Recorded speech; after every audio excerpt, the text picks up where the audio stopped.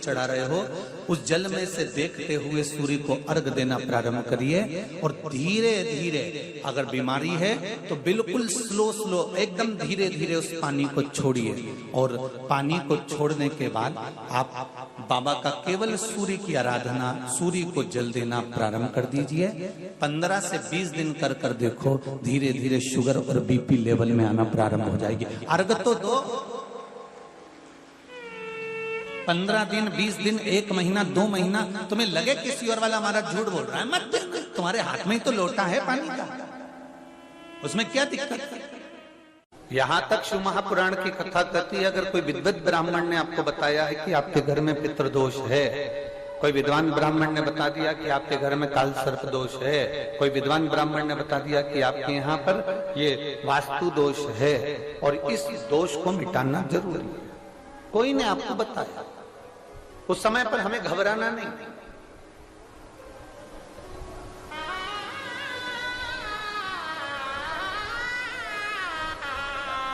उस समय में घबराने का क्रम नहीं है। कहते हैं पीपल का जो जल झड़ता है पीपल के वृक्ष से, आप लोगों ने कभी देखा है कि नहीं देखा, वो हमको नहीं मालूम।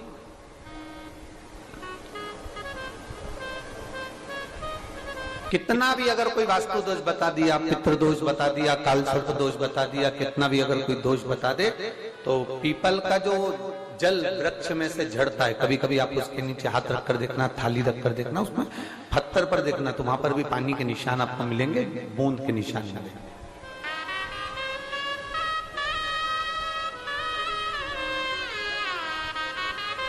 मात्र उस पीपल के वृक्ष के जल की एक बिंदी, एकमात्र बिंदी, शंकर भगवान का जो शिवलिंग है जलाधारी है, चरण है, गणेश कार्तिकेय का स्थान है, अशोक सुंदरी का स्थान है, और प्रत्येक जलाधारी में से पानी बीच में से आकर नीचे की ओर गिरता है, नीचे की ओर गिरता है।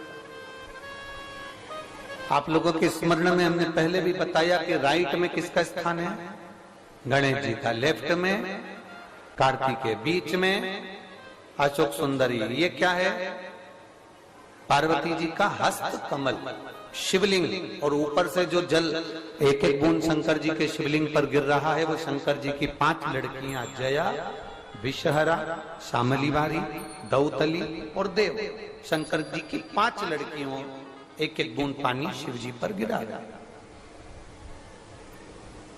जहां जल नीचे गिरता है उस स्थान से जहां तक जल बहकर जा रहा है, उस स्थान तक 33 कोटि देवताओं का स्थान,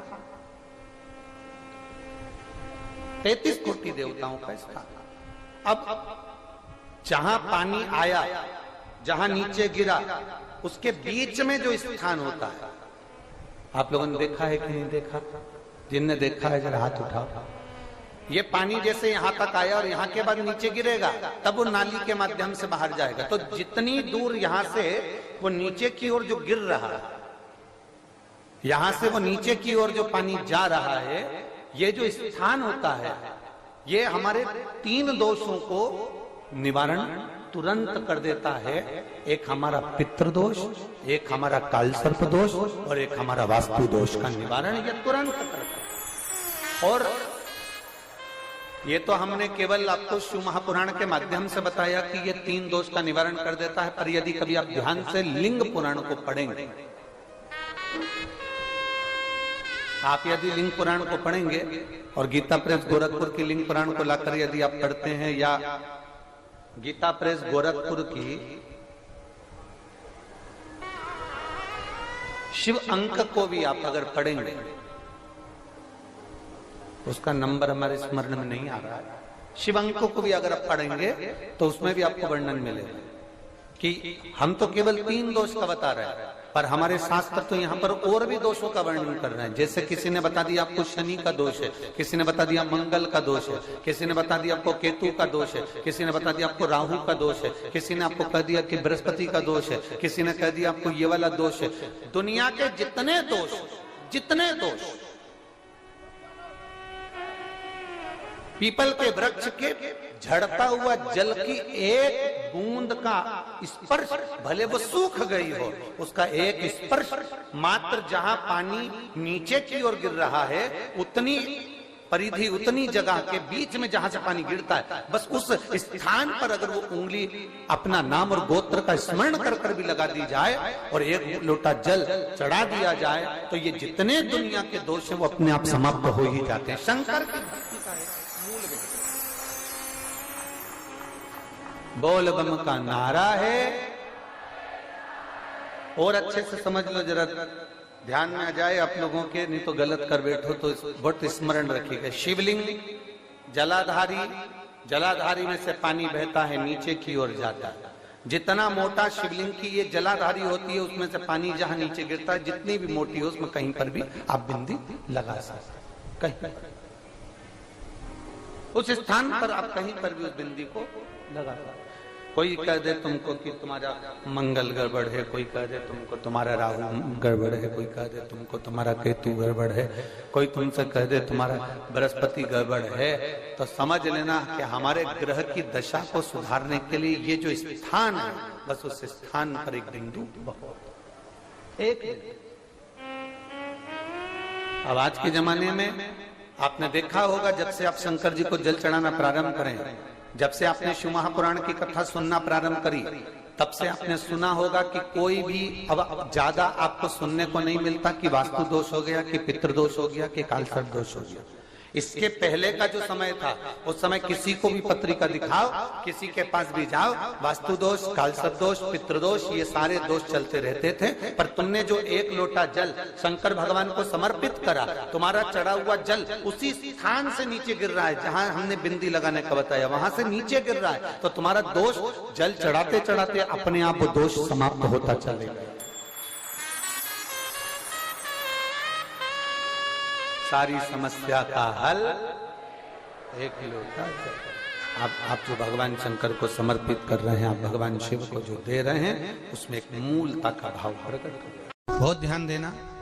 कई लोग पूछते हैं महाराज जी क्या घर में शंकर जी का शिवलिंग रख सकते हैं? रख सकते हो, मना नहीं है। जिसके घर में शंकर का शिवलिंग रहता है, उसके घर में कभी बड़ा रोग प्रवेश नहीं करता।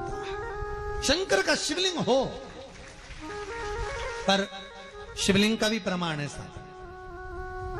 घर में जो भी मूर्ति होती है, जमीन, ये जमीन है, इससे अंगूठे को उठाकर देख लो, हाथ को, बस इतनी बड़ी मूर्ति, प्रतिमा, स्वरूप घर के अंदर होना चाहिए, इससे बड़ी नहीं। क्योंकि बच्चा जितना छोटा होता है, उसको उतनी व्यवस्था कम करना पड़ती है। बच्चा जब बड़ा हो जाता है, व्यवस्थाएं बढ़ती चली जाती। और निवेदन है, आप अपने घर के कमरे में दूसरों को अलाउ नहीं करते। करते हो क्या? जेठानी का लड़का आया, तुम्हारे कमरे में आकर बैठ गया, देवरानी का आया या ननंद के छोरा छोरी आए, तुम्हारे कमरे में बैठ गया, तुम्हें अच्छा लगेगा? जल्दी कर निकल। अपने कमरे में तो बच्चे कहते हम कहां जाएं? दादी के कमरे में जा। क्योंकि बेचारी दादी का कमरा तो पंचायती, अपने कमरे में कोई नहीं होना। और ले देकर केवल एक भगवान का कमरा ही ऐसा होता है, भगवान का मंदिर एक ऐसा होता है जिसमें सब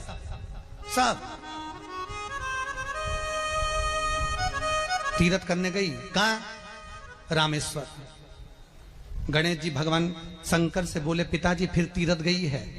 शंकर जी बोले, बेटा खसक के बैठ जा, पकड़ के लाती होगी। तीरथ गई, वहां से रामेश्वर जी को ले आई, फिर बद्रीनाथ गई, वहां से पकड़ लाई, द्वारका गई, वहां से ले आई। इतना सारा देवी देवता एक ही मंदिर में, सारा पितर देव, ये देव वो देव सब बैठा, बेचारा ये सब खसकाया बैठा। इतना सा तो मंदिर, उसमें भी ऐसा फंसाया बैठा। और उसी में पानी का लोटा, उसी में जल सब रख गई, और मालूम पड़े वो लोटा भी लुढ़क गया, सब गीला हो गए। गणेश जी ने कहा, पिताजी पूरे गीला हो गए। शंकर भगवान बोले, बेटा अब तो आरती करके गई, कल ही आएगी। अब तो गई, और सुबह से आई, इतनी सी शक्कर लिए, इतनी सी कटोरी में, और आरती भी कर रही, शक्कर धर के, और दिया हाथ में, और इधर हाथ में घंटी, तन मन धन सब कुछ तेरा, मुंह से बोल रही तेरा, ऊपर से दिखा रही ठेंगा, समझना मत ही तेरा, समझना नहीं तेरा। पहले के लोग घंटी बजाते थे तो अंगूठा नीचे रखते थे, आज के जमाने में तन मन धन सब कुछ तेरा। समझ लो, भगवान भी कहे का फंस इतनी सी शक्कर, और सब भगवान के सामने एक इतनी सी शक्कर धर दी। गणेश जी के मैं खाऊं, राम जी के मैं खाऊं, हनुमान जी के मैं खाऊं, सब झगड़ रहा है। इतने में सब झगड़ रहे तो इन्होंने विचार करा, इनने खाने के चक्कर में अपनी किचकिच कराई, अब की बार ये किचन में जाओ तो अपन भी किचकिच कराओ। अब सारे पंडितों से पूछती फिर रही, महाराज घर में शांति नहीं, घर में शांति नहीं। अब महाराज जी के कहीं मालूम कि क्यों शांति नहीं, जब देवताओं का किचकिच कराएगी तो तुझे कौन छोड़ेगा, जकर किचकिच। भगवान और बचा कुचा था तो वह दिवाली दशहरा आया, जन्माष्टमी आई, इतना सारा भगवान के थाली में रख के अचार लेके रकंडे बैठ गई, आज तो जन्माष्टमी है। और बच्चा कुचा तो पाउडर लिया कौन सा पीताम्बरी, उससे झगड़ती, ऐसा रगड़ूंगी पूरा साफ हो जाएगा। और जन्माष्टमी के दिन ऐसा रगड़ा भगवान कह रहे राधा आज मेरा जन्मदिन और ये मुझे घस रही। भगवान बोले अब घस लेने दे। राधा जी बोली कोई बात नहीं, बाद में मैं उपटन लगा दूंगी प्रभु, अब इसका जन्मदिन आने दे, जैसी करनी वैसी भरनी। अब खुद का जन्मदिन आया, शादी की सालगिरह आई, पति के साथ जा रही थी मंदिर में दर्शन करने, स्पीड ब्रेकर पे से एसी फिकाई, सब दूर से घस आई। 4 दिन तक हॉस्पिटल में पड़ी रही, सब मिलने आए, जी कैसे हो गया, मेरा तो बताओ मंदिर जा रही थी और घिसा गई। भगवान बोले तूने मेरे जन्मदिन पे घसा, तेरे जन्मदिन में मैंने घसा, हिसाब बना और घस ले घस ले। क्यों भगवत भजन चित्त वृत्ति में परमात्मा में भाव होना चाहिए। निर्मल मन सो मोहि पावा, मोहि छल छिद्र कपट ना भावा। भगवान कहाँ कहते मुझे कुछ चाहिए। गाय नहीं मिले इनको रोड पे, और पहली रोटी गाय की, और वो गाय नहीं मिले तो रोटी किसको दे। अब कह भी नहीं सकते कि पड़ोसन के खिला दे, है? अब बोले सो तो पूछा उसने करें क्या। मैंने कहा माँ एक काम करो बस, तुम पहली रोटी गाय की बनाती हो ना, उसकी जगह पर मत बनाओ, प्रयास करना जब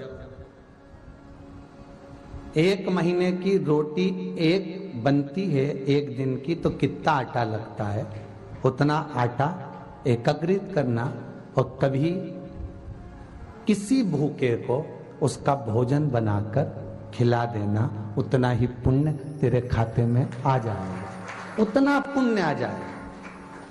पर भूखे से मतलब ये मत रखना कहीं आज के जमाने में किसी भिखारी को रोटी दो तो लेता ही नहीं साहब,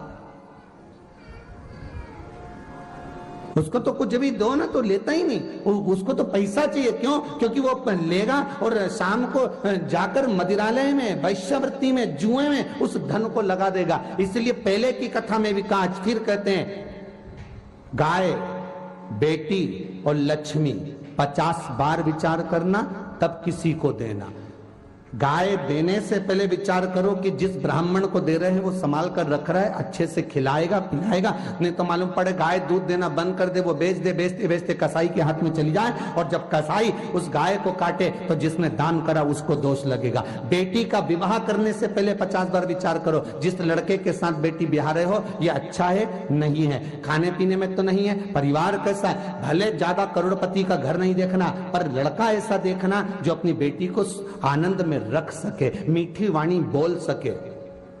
कहीं का भेरू मत ढूंढ लेना, ये तो आफत हो जाए। श्रेष्ठ ढूंढो, कन्यादान करोगे, और अगर बेटी को दुख होगा तो बेटी जितना रोगी तो कन्यादान करने वाले को रोना पड़ेगा। कई बेटियां अगर दुखी होती है तो माँ बाप ही तो रोते हैं, कौन रोता है साहब, माता पिता को रोना पड़ता है। कहां बेटी का भाग्य फोड़ दिया, कहां बेटी को दे दिया, बताओ, तो माता पिता को रोना पड़ेगा। उसी तरह लक्ष्मी ऐसे भिखारी के कटोरे में मत देना जो शाम को जाकर मदिरा पान में लगा दे, वेश्यावृत्ति में लगा दे, जुए में लगा दे, मांसाहार में लगा दे, ऐसे को तुम धन मत देना। अगर पैसा दे भी रहे हो किसी के कटोरे में तो ऐसी जगह देना तुम्हें देखकर संतुष्टि हो कि मैंने पैसा दिया था तो उसने रोटी खा ली, मैंने पैसा दिया था तो उसने सत्कर्म में लगा दिया, मैंने पैसा दिया था तो अच्छी जगह पर लगा, कहीं गलत जगह पर ना लग जाए, उसका भान तुम्हें करना है, उसका स्मरण तुम्हें करना है। दुख की घड़ी चल रही है, कभी समस्या चल रही है, तकलीफ चल रही है, रोग चल रहा है, बीमारी चल रही है, कष्ट बहुत है, तो उसके दरवाजे पर जाकर इस माथे को थोड़ा सा झुका लो। कभी कभी अगर तुमको लगे कि मेरे जीवन में बहुत बीमारियों ने मुझे घेर रखा है, तो प्रयास करा करो कि बेलपत्र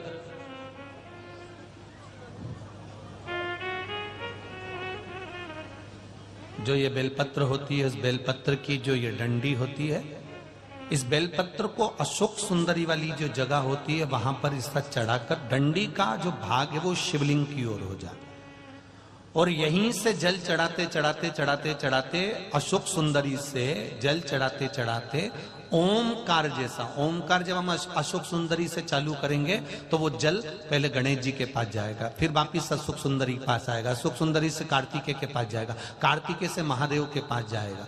ऐसा ओमकार जैसा जल, जब तुम्हें लगे कि बीमारी बहुत घेर रखी है, और बहुत बीमारी ने घेर लिया, कोई किडनी, कोई लीवर, कोई बहुत शरीर में कष्ट, कोई रोग बीमारी, या कहीं तुमको ऐसा लग रहा है कि मेरा गर्भ 20 साल हो गए, 22 साल हो गए, संतान नहीं, तब भी इस प्रयोग को जरूर करिएगा।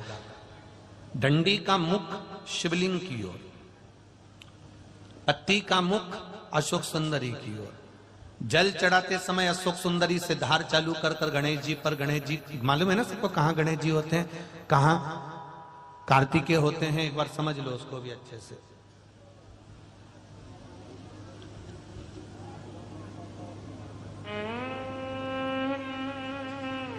ये नीचे का गोल भाग, ये जल जाने का स्थान, ये शिवलिंग, बीच में जो मोटी सी लाइन होती है वो अशोक सुंदरी का स्थान है। शंकर जी के राइट में जहां से पानी नीचे गिरता है उसके कोने पर गणेश जी का स्थान, इधर कार्तिकेय का स्थान। ये शिवलिंग, ये जो गोल भाग है ये माता पार्वती जी का हस्त कमल है। ऊपर से जो बूंद बूंद जल कलश में से गिरता है वो शंकर भगवान की 5 लड़कियां, जया, विषहरा, शामरीवारी, दौतली और देव, ये शिव जी की 5 लड़कियां ऊपर से जल की बूंद गिराती हैं। हम जब भी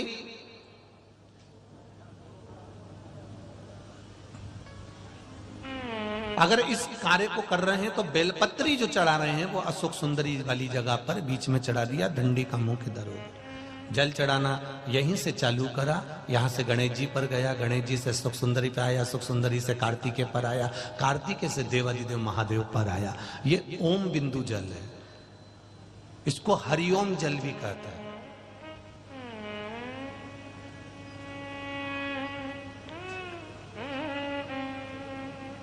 उज्जैन महाकाल में भगवान शंकर को सुबेरे सुबेरे सबसे पहला जो जल चढ़ता है वो हरिओम जल चढ़ता है। आप कभी भी उज्जैन वालों से जाकर पूछना,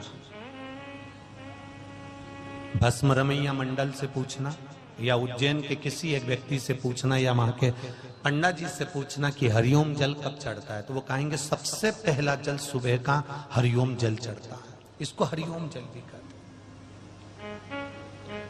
ये रोग निवारण के लिए, पुष्प की सुगंध भी नहीं है,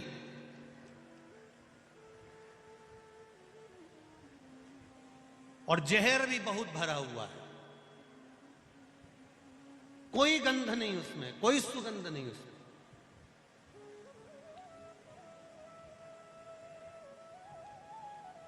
केतकी, केवड़ा, चंपा, ये तीनों जब एक सभा में बैठते थे तो इन तीनों के चेहरे पर एक साधारण से पुष्प को देखकर हंसा करते थे, जिस पुष्प का नाम था कनेर का पुष्प, पीला कनेर। मैं आस्था चैनल के कार्यकर्ताओं से कहूंगा कि पीला कनेर के पुष्प का दर्शन अवश्य कराएं, जो शंकर भगवान को अति प्रिय है। पंच पुष्प में से दूसरे नंबर का पुष्प है। पहले नंबर का कौन सा था, कल कथा में वर्णन किया था, कौन सा? पारिजात, हार श्रृंगार जिसको बोलते हैं। दूसरे नंबर का है कनेर, जो जहर से परिपूर्ण है। पीला कनेर, टीवी के माध्यम से आप दर्शन कर रहे होंगे, फेसबुक यूट्यूब पर कथा को सुन रहे हैं तो उस पर देख रहे होंगे। एलसीडियां जो लगी हुई हैं, एलईडियां, उस पर भी आप लोग आराम से दर्शन कर रहे होंगे। पीला कनेर, केतकी, चंपा, केवड़ा, जो कि पुष्पों में प्रबल पुष्प हैं, बड़े सुगंधित पुष्प हैं। जब पुष्पों की सभा लगती है तो उस पुष्पों की सभा में भी इन तीनों को बड़ी महत्वता दी जाती है, बड़ी महत्वता। मुस्कुरा रहे हैं, हंस रहे हैं।